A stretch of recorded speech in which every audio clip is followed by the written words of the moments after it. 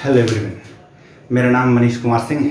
मेरे साथ आप सामान्य अध्ययन के विशेष पहलुओं को जानते हैं। दोस्तों, हमने इतिहास की एक श्रृंखला के रूप में मुगल काल की शुरुआत की थी, जिसमें मैं आपको बाबर और हुमायूं के बारे में बता चुका हूँ। आज की क्लास अकबर से जुड़ी है। अकबर, जिसे भारत के महानतम शासकों में से एक माना जाता है, जिसने हिंदू मुस्लिम तहजीब को, एकता को आगे बढ़ाने का कार्य किया। एक संपूर्ण भारत में एक दक्षिणी कुछ प्रदेशों को छोड़कर अधिकतर क्षेत्रों पर उसने अपना अधिकार जमाया।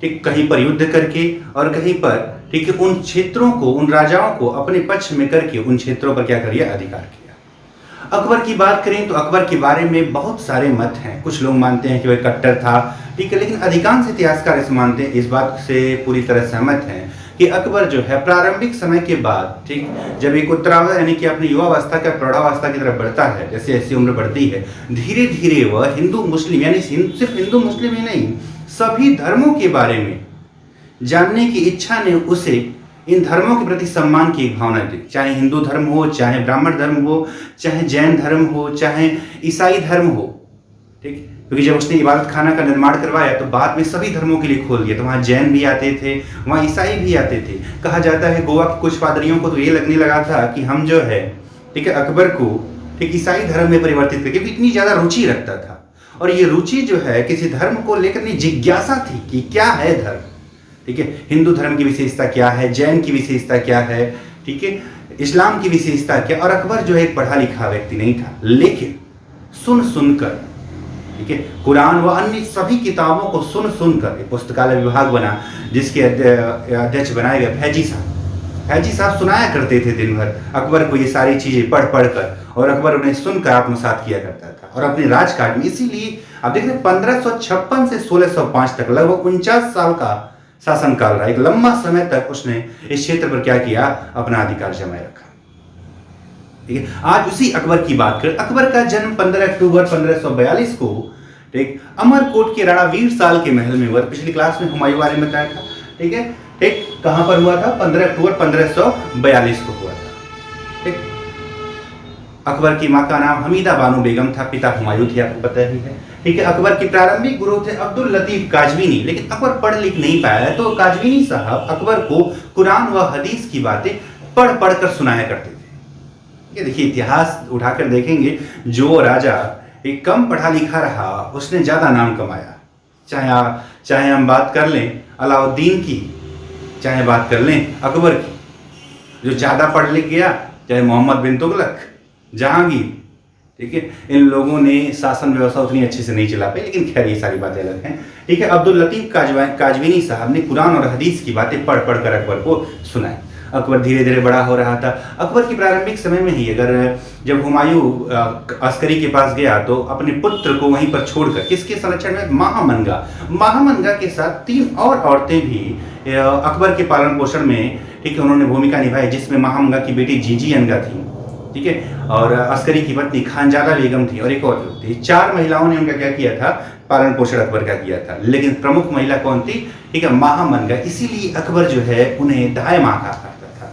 क्या कहता था, धाय माँ कहा करता था। सारा कुछ चल रहा था। ठीक, हुमायूं फिर से अपना प्रभाव जमाया तो अकबर को भी अपने अलग अलग क्षेत्रों में उसने, ठीक, आगे बढ़ाया। 1555 में अकबर को एक जो है सफलता भी मिली, जब उसने अफगानों से सरहिंद को जीत लिया। चलो, हुमायूं को इस बात का विश्वास हो गया कि चलो मेरा पुत्र तो एक योग्य व्यक्ति है। 1556 में जब हुमायूं की मृत्यु हुई, उस समय अकबर 1 फरवरी, ठीक है, उस समय पंजाब में युद्ध कर रहा था। 1 फरवरी 1556 को पंजाब में, आज जो गुरदासपुर जिला है, वहां काली नदी के किनारे कलानौर नामक स्थान पे इसके संरक्षक बैरम खान ने ईंटों का चबूतरा बनाकर इसका क्या करवाया था, राज्याभिषेक करवाया था। किसका, अकबर का राज्याभिषेक। राज्याभिषेक होना जरूरी है, क्योंकि देखिए राजा का पद खाली रहता है ना, तो सेना में जनता में अव्यवस्था फैल जाती है। आज का इस समय देख लीजिए, चुनाव आयोग ने तर्क दिया था ना, अभी आपने सुना होगा, जब कोरोना काल में, ठीक है, पूछा गया कि भाई चुनाव टाला क्यों नहीं जा सकता है, ठीक है, तो कुछ हमारे गृहमंत्री साहब ने क्या कहा कि संविधान में, ठीक है, वैकेंट की कोई स्थिति का वर्णन नहीं किया गया है। लेकिन हम बात करें संविधान में कई बार ऐसी स्थितियां आई हैं जब वैकेंट की स्थिति बनी है, या कार्यकाल बढ़ा दिया गया है, कम कर दिया गया, ये अलग चीजें हैं। ठीक है, लेकिन उन्होंने ये तर्क दिया कि हमने इसी वजह से कोरोना काल में, जब कोरोना पीक पर चल रहा था, हम चुनाव करवा रहे थे। खैर वो सारी बातें अलग हैं। ठीक है, तो यहाँ पर भी राजा होना जरूरी था, तो अकबर को राज्याभिषेक करवा दिया गया। अकबर का जब राज्याभिषेक करवाया गया, उसके बाद बैरम खान ने तर्दी बेग नामक, इसको तर्दी बेग को दिल्ली का जिम्मेदारी सौंपी। तर्दी बेग को दिल्ली की जिम्मेदारी। इसी तर्दी बेग को आदिल शाह सूर के सेनापति और प्रधानमंत्री, ठीक है, हेमू ने पराजित कर दिल्ली पर क्या कर लिया, अधिकार कर लिया। किसने? हेमू ने तर्दी बेग को पराजित किया। तर्दी बेग भागा, भागते हुए किसके पास पहुंचा? बैरम खान के पास पहुंचा। मूवी देखा ना, शोले? क्या सोचे थे? सरदार खुश होगा, तुम्हें इनाम देगा। वही हाल यहां भी था। बैरम खान ने तर्दी बेग से नाराज हो गया कि तुम्हें भाग कर नहीं आना चाहिए था, तुम मुकाबला करते, हार जाते, मारे जाते, चलता, लेकिन तुम दिल्ली छोड़कर आ गए, ये बड़ी गलती कर दी। तर्दी बेग को क्या करे? कत्ल करेगा। लेकिन अभी इंतजार है। अभी इंतजार किसका? हेमू को क्या करना है? पराजित करना है। अब ऐसे में अकबर की सेनाएं और हेमू की सेनाएं, हेमू की बात करें, आदिल शाह सूर का सेनापति था, दिल्ली का अंतिम हिंदू शासक 14वां विक्रमादित्य, अंतिम और 14वां विक्रमादित्य हेमू की बात करें तो हेमू जो है रेवाड़ी के बाजार में पहले नमक का व्यापारी था। ठीक, लेकिन आदिल शाह सूर ने उसकी योग्यता से प्रभावित होकर उसे अपना प्रधानमंत्री नियुक्त किया था। एक योग्य व्यक्ति था। ये सेनाएं आमने सामने हुई। पानीपत का द्वितीय युद्ध, पानीपत के मैदान में 5 नवंबर 1556 को युद्ध शुरू हो गया। मुगलों की सेना और हेमू की सेना जीत रही थी। एक लगा कि अब मुगलों का पराजय निश्चित है, लेकिन पता नहीं कहां से, यूं कहें कि दैवी आपदा, दैवी कुछ ताकत आ गई। एक तीर उड़ता हुआ आया और हेमू की आंख में लग गया। हेमू घोड़े से गिरा, मतलब कि पकड़ा गया। जो सेनापति यानी कि युद्ध भूमि में जब राजा या सेनापति पकड़ा जाता है, युद्ध समझिए वहीं पर क्या है, समाप्त, क्योंकि सेना में अव्यवस्था। हेमू को बैरम खान ने क्या कर लिया? गिरफ्तार कर लिया। ठीक, गिरफ्तार करने के बाद हेमू की क्या कर दी? गला काट कर हत्या करवा दी। हेमू मारा गया। इस प्रकार से अकबर के सामने जो पहली समस्या थी वो क्या हो गई? समाप्त हो गई। इसके बाद जो है अकबर अब 1542 से पैदा हुआ था, 56 में गद्दी पे, 14-15 साल की उम्र है अभी। ठीक, अब ऐसे में बैरम खान उसकी क्या बन गया? संरक्षक। अकबर ने उन्हें खाना की उपाधि दी। खान बाबा कहा करता था। बैरम खान ही बहुत मानते, लेकिन बैरम खान को लगा कि ये तो बालक है, ठीक है, धीरे धीरे मैं सत्ता पर क्या कर लेता हूँ? अधिकार कर लेता हूँ। लेकिन समस्या ये थी कि भारत के मुसलमान सुन्नी हैं और बैरम खान शिया था। तहमास्प ने भेजा था, और ईरान में तो शिया ही होते हैं, तो वो शिया था। ठीक, लेकिन उसने सोचा कि धीरे धीरे काम करना। पहले तो अकबर के सभी निर्णयों में क्या हस्तक्षेप करता था? अकबर इस चीज को लेकर पहले उतना ध्यान नहीं देता था, लेकिन जैसे जैसे बालक बड़ा होगा तो ध्यान देगा ही। ठीक है, अब वो बच्चा थोड़ी ना रह गया है। ठीक, अकबर बड़ा हो रहा था, उसे लगने लगा ये ठीक नहीं हो रहा है। अब इधर बैरम खान ने सोचा कि राज परिवार से संबंध बनाना है, तो पहले क्या कर लिया जाए? ठीक, कि राज परिवार की किसी व्यक्ति से शादी, किसी महिला से शादी कर लिया जाए। तो हुमायूं की एक भतीजी थी जिसका नाम था सलीमा बानो बेगम से क्या कर लिया? विवाह कर लिया। अब राज परिवार से संबंध भी हो गया। दूसरा, ठीक है, जो मुख्य मौलवी थे भारत के या मुगलों के, वो एक सुन्नी थे, उनको हटाकर शेख गदाई जो एक शिया थे उनको बना दिया। ठीक, शेख गदाई को क्या बना दिया? ठीक है, मुख्य मौलवी बना दिया। अकबर इन चीजों से नाराज हो रहा था, और इसी दौरान जो कि सुन्नी गुट था, महामनगा का गुट अकबर के कान भर रहा था। अकबर हो गया नाराज। अकबर ने कहा कि ऐसा है खान बाबा, आप जो है अब चले जाइए मक्का। ठीक, आप कहाँ चले जाइए? मक्का। अपने पद को छोड़िए और मक्का चले जाइए। चल दिया मक्का की तरफ। पंजाब तक पहुंचा था, रास्ते में वहीं से विद्रोह कर दिया। ये बात पता चली अकबर को। अकबर ने, ठीक है, पीर मोहम्मद को भेजा, जो कि बैरम खान के विरोधी थे। पीर मोहम्मद गया पंजाब में और बैरम खान को पकड़ के लिया है।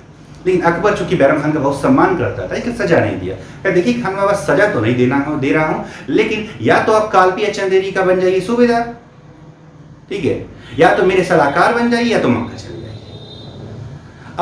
अब सोचिए, जो व्यक्ति बादशाह का संरक्षक, जो सर्वे सर्वा हुआ करता था, अब उसे जो है किसी छोटे क्षेत्र विशेष का, ठीक है, सूबेदार बनाया जाए तो क्या उस पद को लेगा? ऐसे में बैरम खान ने सोचा कि मैं जो है मक्का ही चला जाता हूं। चल दिए मक्का जा रहे थे, पंजाब पहुंचे। ठीक, उसी पंजाब में जहां पर छिवाड़ा के युद्ध में नसीब खान और तातार खान को बैरम खान ने मारा था, उसी का लड़का, ठीक, मुबारक खान ने, नसीब खान का लड़का मुबारक खान ने बैरम खान की क्या कर दी? हत्या कर दी। और इस प्रकार पहला जो अतलिक शासन जिसे कहा जाता है, ये पीरियड क्या हुआ, समाप्त। ये क्या हुआ, समाप्त। जैसे ये समाप्त हुआ तुरंत ही दूसरा गुट सक्रिय हो गया, महामंगा का। महामंगा ने सोचा मौका है कि मैं जो है धीरे धीरे प्रभाव बढ़ा लूं। महामंगा के गुट में कौन कौन था? महामंगा एक तो खुद थी, एक तो उनकी बेटी जीजीअनगा थी, ठीक है। जीजीअनगा का पति था शमसुद्दीन और महामंगा का बेटा था गौर आदम खान। 4 तो ये हो गए। एक पीर मोहम्मद था, एक मौलवी ख्वाजा मौलवी मुअज्जम भी थे। ये 5-6 लोग थे, इनका गुट था, ठीक है, जिन्होंने पर्दा शासन जिसे कहा जाता है। एक सोचा कि मैं जो है, और महामंगा काफी प्रभावशाली हो गई, पीएम की तरह कार्य कर रही थी। लेकिन धीरे धीरे अब अकबर इन लोगों के चंगुल में या इनके दबाव में आने वाला नहीं था, अब प्रभाव बढ़ा रहा था। इस बीच आदम खान ने शमसुद्दीन की हत्या कर दी। अकबर हो गया नाराज। जो भी हो, जीजीअनगा ने भी तो उसका पालन पोषण किया था। अकबर ने आदम खान को मार दिया। दामाद और बेटे को मारे जाने सदमे से महामंगा की 62 में क्या हो गई, मृत्यु की। 1562 में क्या हो गई, मृत्यु। यहीं पर पर्दा शासन का अंत माना जाता है। लेकिन कुछ इतिहासकार अंतिम रूप में 64 कहते हैं, जब ख्वाजा मुअज्जम को क्या दिया, मौलवी मुअज्जम को क्या दिया जाएगा, फांसी दिया जाएगा।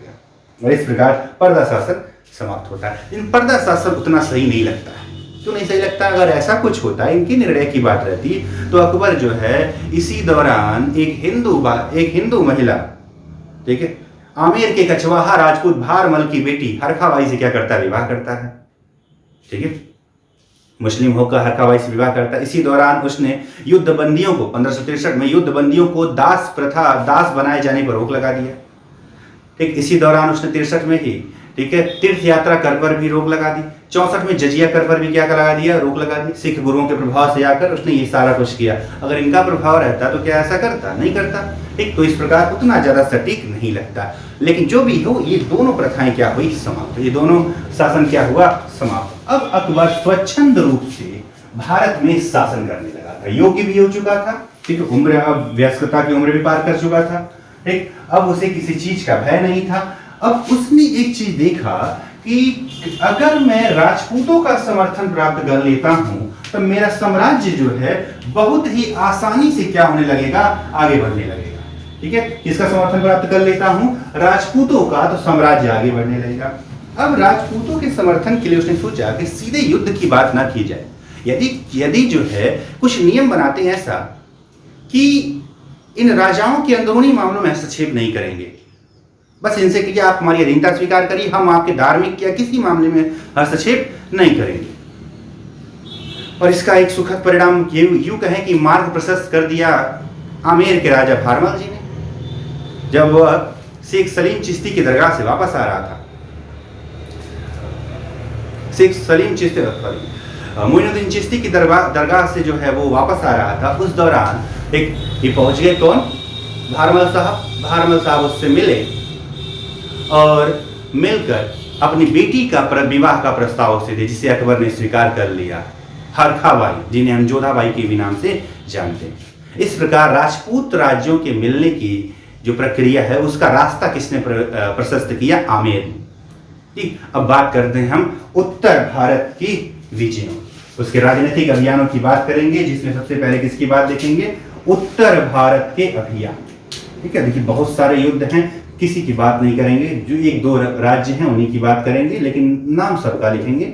उत्तर भारत की विजय, उत्तर भारत की विजय, ठीक। देखते हैं कौन कौन सी विजय हैं, ठीक है, कौन कौन सी विजय हैं देखते हैं जरा, ठीक है। तो उत्तर भारत की विजयों को जानते हैं, बहुत सारे विजय किया है, ठीक है। तो देखते चलते हैं, कुछ ही महत्वपूर्ण है इसमें से। जैसे गोंडवाना की थोड़ी सी बात करेंगे, थोड़ी सी आमेर की, मेवाड़ की, ठीक है, और यह गुजरात की, ठीक है। चलो, ठीक। तो 1561-62 में मालवा जीत लिया, ठीक है। मालवा की बात करें तो बाज बहादुर संगीत का बहुत बड़ा विशेषज्ञ था, ठीक है, जिनकी पत्नी रूपमती बहुत ही सुंदर थी, आत्महत्या कर लिया था उन्होंने। चुनार जीत लिया 61 में। गोंडवाना की बात करते 1564 में। गोंडवाना की जो शासन की व्यवस्था संभाल रही थी रानी दुर्गावती, अपने अल्पवयस्क पुत्र वीर नारायण की संरक्षक के तौर पे शासन संभाल रही थी, ठीक। अकबर ने आसफ खान को भेजा था इनका अधीनता स्वीकार करने के लिए, परंतु इन्होंने नहीं स्वीकारा और बहादुरी पूर्वक लड़ी, ठीक है, परंतु इनकी क्या हो गई, पराजय हो गई। अकबर ने जीत के बाद इनके ससुर संग्राम शाह के छोटे भाई चंद्र शाह को गोंडवाना का क्या बनाया था, शासक बनाया था। गोंडवाना की रानी दुर्गावती थी, नाम सुना होगा रानी दुर्गावती का आपने।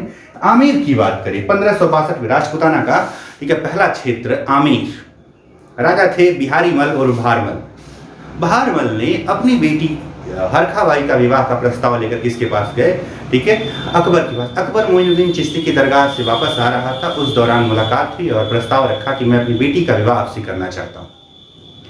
ठीक, अकबर ने यह प्रस्ताव स्वीकार करे। हालांकि कुछ राजपूतों ने इसका विरोध किया, जैसे मेवाड़ सबसे प्रमुख था। मेवाड़ की बात करें तो मेवाड़ तो किसी भी राजपूतों संघ की बैठक में अगर जाता था तो इन्हें बैठने तक यानी कि इनकी बहुत ही ज्यादा अपमान करता था मेवाड़ के लोग, यानी कि राणा उदय सिंह भी और उनके बाद राणा प्रताप सिंह भी। किसके, ठीक है, आमेर के शासकों की। इनका समझता था कि ये लोग तुच्छ हैं, ठीक, किसको, बिहारी मल और भारमल जैसे लोगों को। भारमल के पुत्र थे दत्तक पुत्र भगवान दास। भगवान दास के बेटे थे मान सिंह। मान सिंह को अकबर ने अपनी सेना में क्या किया था, जगह दिया था, अपना सेनापति बनाया था। उसके 9 रत्नों में से एक थे कौन, ठीक है, मान सिंह की बात करते हैं, ठीक है। उसमें मेड़ता जीत लिया 1562। मेवाड़ की बात आ रही है 1567 और 1576। 1567 में राजा थे राणा उदय सिंह। उदय सिंह पर जब ये बात हुई कि अधीनता स्वीकार कर लीजिए, उन्होंने नहीं स्वीकारा, तो ऐसे में अकबर ने अपनी सेना भेजी। सेनाएं, अकबर की सेना और राणा की सेना। अब राणा की सेना, राणा एक छोटे मेवाड़ का एक छोटा सा क्षेत्र है, अकबर जबकि पूरे भारत के क्षेत्रों पर अपना प्रभाव बढ़ा रहा था, एक बड़ा क्षेत्र था। तो ऐसे में इनकी छोटी सेना थी, लेकिन बहादुरी पूर्वक लड़ी, ठीक। इसमें किसी तरह से राणा अपनी जान बचाकर निकले, भाग चले, जान बचाकर बच पाए थे। लेकिन इनके 2 महान योद्धा जयमल और फत्ता, इतिहास जिन्हें याद करता है, जयमल और फत्ता बहादुरी पूर्वक लड़े और मारे गए। इन्हीं जयमल और फत्ता की हाथियों पर बैठी हुई मूर्ति अकबर ने बनवाई थी, उनकी बहादुरी से प्रभावित होकर। आगे चल के 1572 में जब उदय सिंह की क्या हो गई मृत्यु, तब गद्दी पर बैठा उनका बेटा कौन, ठीक है, राणा प्रताप सिंह। सिसोदिया वंश के कौन, राणा प्रताप सिंह। वही, ठीक है, उसी लक्ष्य के साथ कि अपना क्षेत्र किसी को सौंपेंगे नहीं, किसी की अधीनता नहीं स्वीकार करेंगे। जबकि धीरे धीरे सभी राजपूत 1570 तक सभी राजपूत शासक जो है किसकी अधीनता स्वीकार कर चुके हैं, अकबर की। एक शासक ये अकेला है, कौन सा, वो क्षेत्र किसका है, राणा प्रताप सिंह का। बहादुरी पूर्वक लड़ते रहे। 1576 में वो दिन आ गया, 18 जून 1576, हल्दी घाटी का युद्ध जिसे कहा जाता है, जिसमें आपने उनके हाथी और उनके घोड़े के बारे में सुना होगा कि उनके हाथियों ने भी हजारों सैनिकों को, मुगलों के हजारों सैनिकों को मारा था। एक तरफ मुगलों की सेना में 1 लाख से ज्यादा सैनिक, तो इनकी तरफ 20,000 सैनिक। ये 20,000 सैनिक बहादुरी पूर्वक लड़े। राणा भी बहादुरी पूर्वक लड़ा और अंतिम जो निर्णायक युद्ध खमनौर नामक स्थान पर हुआ, एक झाला नामक सरदार ने राणा का वेश खुद धारण कर लिया और राणा को वहां से निकाल दिया कि राणा की जान बची रहे। झाला सरदार, झालावाड़ जिला नाम सुना, उन्हीं के नाम पे बड़ा हुआ, ठीक। राणा बच निकले और राणा उसके बाद, ठीक है, कभी भील जनजाति के लोगों के साथ मिलकर युद्ध करते रहे और धीरे धीरे धीरे धीरे वो सारा क्षेत्र हासिल कर लिया जिसे अकबर ने हासिल किया, लेकिन बस चित्तौड़ का किला नहीं हासिल कर पाया। 1598 में इस भील जनजाति के कबीलाई लोगों को ठीक प्रशिक्षण देते समय राणा घायल हो गए और उनकी क्या हो गई, मृत्यु हो गई। इतिहास एक महान योद्धा के तौर पर, देखिए दुनिया में भारत में बहुत सारे योद्धाओं, हिंदू योद्धाओं के बारे में सुना होगा, ठीक है, कि किसी को मंदिर की वजह से जाना जाता है, कोई जो है महल बनवाया, किसी ने सड़कें बनवाई। राणा ने क्या बनवाया, राणा कुछ नहीं बनवाया, लेकिन राणा अपनी योद्धा और इस बात से कि कभी किसी की अधीनता स्वीकार नहीं करेंगे, युद्ध जिजीविषा के कारण भारतीय इतिहास का सबसे महान योद्धा किसे कहा जाता है, महाराणा प्रताप सिंह, महाराणा, ठीक है। यदि इनकी महाराणा की विशालता का अंदाजा लगाना हो तो शहरों में निकल जाइए, छोटा शहर, बड़ा शहर, हर शहर कहीं गली चौक, ठीक, चौकों पर मूर्तियां दिखेंगी, ठीक, स्कूल के नाम दिखेंगे। किस वजह से, क्योंकि राणा उतना ज्यादा महान थे, ठीक है। खैर ये बात हो गई मेवाड़ की। रणथंभौर 69 में, कलिंजर 69 में, मारवाड़ 1570 में। मारवाड़ की बात करिए तो मारवाड़ में एक बूढ़ा व्यक्ति शासन कर रहा था जिसका नाम था मालदेव, जिसने शेरशाह सूरी को नाको चने चबवा दिए थे। शेरशाह सूरी ने जिसके बारे में कहा था कि मैंने मुट्ठी भर बाजरे के लिए प्रायः हिंदुस्तान का संपूर्ण साम्राज्य ही खो ही दिया था, वो बूढ़ा शासक मालदेव भी जिंदा था। जब तक जिंदा रहा अधीनता स्वीकार नहीं करा। बाद में उनके पुत्र चंद्रसेन ने अधीनता स्वीकार कर ली, ठीक है। यहाँ तक की बात रही। गुजरात 1572 में, ठीक है, जब वहां विद्रोह हुआ, अकबर जाता है और इसी दौरान पहली बार खंबात शहर में उसने समुद्र देखा था। वहां से वापस आया, लेकिन जल्द ही मिर्जा मिर्जाओं ने वहां विद्रोह किया तो वापस गया और इस बार 9 दिन में 450 मील की दूरी सफर कर ली, जिसे भारतीय इतिहास के द्रुतगामी अभियानों में से एक माना जाता है। ठीक है, बंगाल विहार 74-76 में, काबुल 1581 में, कश्मीर 1585-86 में, सिंध 1590-92 में। ठीक, उसके बाद उड़ीसा, बलूचिस्तान, कंधार भी 1595 में। इन सभी क्षेत्रों पर अकबर की क्या हुई? विजय हुई। ये सारे उत्तर भारत की विजय हो। इसी प्रकार अकबर ने दक्षिण के क्षेत्रों में भी क्या बनाया? अपनी ठीक है पकड़ बनाई और दक्षिण के क्षेत्रों पर भी क्या किया? कुछ क्षेत्रों पर अधिकार किया। आज के लेक्चर में, क्योंकि अकबर एक बड़ा टॉपिक था, तो आज के लेक्चर में उतनी बातें जानते हैं जो उत्तर भारत की विजय तक। अगली क्लास में अकबर के दक्षिण भारत की विजयों और अकबर के समय में हुए विद्रोह ठीक की बात करेंगे। अगला लेक्चर छोटा होगा, लेकिन ये लेक्चर ठीक है औसत जो लेक्चर पिछले हो रहे हैं उनसे थोड़ा सा बड़ा हो गया, क्योंकि अकबर एक महान राजा था, एक लंबे समय तक व्यवस्था को कायम रखा। ठीक है, जबकि हम सिर्फ राजनीतिक बातें कर रहे हैं। देखिए, सांस्कृतिक बातें नहीं, सांस्कृतिक चीजों को मैं एक जगह पर अलग से आपको बढ़ा दूंगा कि जिससे कि आपके लिए वो आसानी होगी कि स्थापत्य कला में क्या विकास हुआ, चित्रकला में क्या विकास हुआ। ठीक है, ये सारी चीजें एक जगह पर ठीक है पूरे मुगल वंश की पढ़ा दी जाएगी, इसीलिए उनको अलग रख के और राजनीतिक चीजों को लेकर अलग चल रहे हैं। एक तो ये सारे उत्तर भारत के अभियान है। देखिए, इस काल में, इस कोरोना काल में हम ऑनलाइन टीचिंग के माध्यम से आपकी तैयारी को रुकने नहीं देंगे और ये बिल्कुल फ्री ऑफ कास्ट है। अन्य भी बहुत सारे चैनल चल रहे होंगे, लेकिन यही पढ़ाई उनके यहाँ भी मिलती है और पेड ग्रुप की तरह मिलती है। ठीक है, हमने भी एक शुरुआत किया है, आपको फ्री ऑफ कॉस्ट ये सुविधाएं लगातार लेक्चर्स पढ़ते रहेंगे। ठीक है, जीएस के लिए आपको कहीं और भागने की जरूरत नहीं पड़ेगी। आज के लिए बस इतना ही, धन्यवाद।